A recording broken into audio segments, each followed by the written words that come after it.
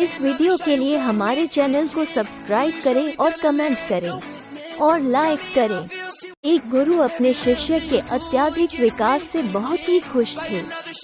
उन्हें लगा कि अब शिष्य का मार्गदर्शन करने की कोई जरूरत नहीं है, इसलिए उस शिष्य को एक नदी किनारे बनी अपनी छोटी सी कुटिया में छोड़कर निकल पड़े।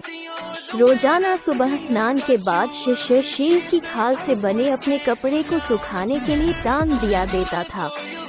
यही एकमात्र वस्तु थी जो उसके पास थी। एक दिन चूहों ने उस शेर की खाल को कुतर डाला।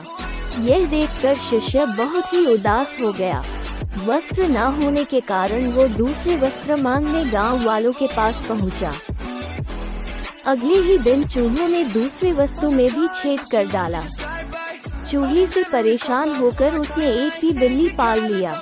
अब उसे समस्या चूहों से तो नहीं थी, लेकिन बिल्ली उसके लिए परेशानी का सबब बन गई। उसे अपने खाने के साथ साथ बिल्ली के लिए दूध का इंतजाम करना पड़ता था।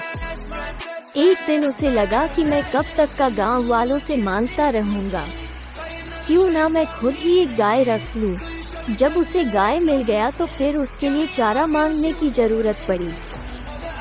उसे लगा कि झोपड़ी में चारों ओर घास से इसका काम चल जाएगा, लेकिन इसमें उसके सामने गाय को चराने की समस्या खड़ी हो गई। गाय को चुराने के चक्कर में उसे ध्यान के लिए पूरा वक्त नहीं मिल पा रहा था, इसलिए इस काम के लिए उसने आदमी रख लिया।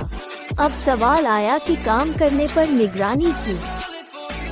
इसके लिए उस शिष्य ने एक महिला से शादी कर ली, जो इसके इन सारे कामों को निगरानी करती और उसके काम में हाथ बटाती। आगे चलकर ऐसा वक्त आया जब वो गांव का सबसे धनी व्यक्ति बन गया। कई सालों के बाद अचानक एक दिन गुरुजी उस गांव में पहुंचे। सब कुछ बदला हुआ देखकर वे दंग रह गए।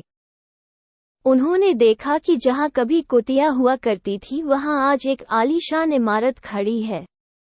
उन्होंने एक नौकर से पूछा, क्या यह वही जगह नहीं है जहां कभी मेरा एक शिष्य रहा करता था? नौकर उन्हें कोई जवाब देता, इससे पहले ही गुरु का वो शिष्य हाजिर हो गया। गुरु ने उसे पूछा, वत्स, आखिर ये सब क्या है?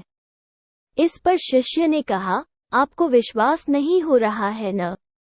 लेकिन मेरे पास सिवाय इसके कोई दूसरा तरीका नहीं था कि मैं शेर की खाल को हटा देता।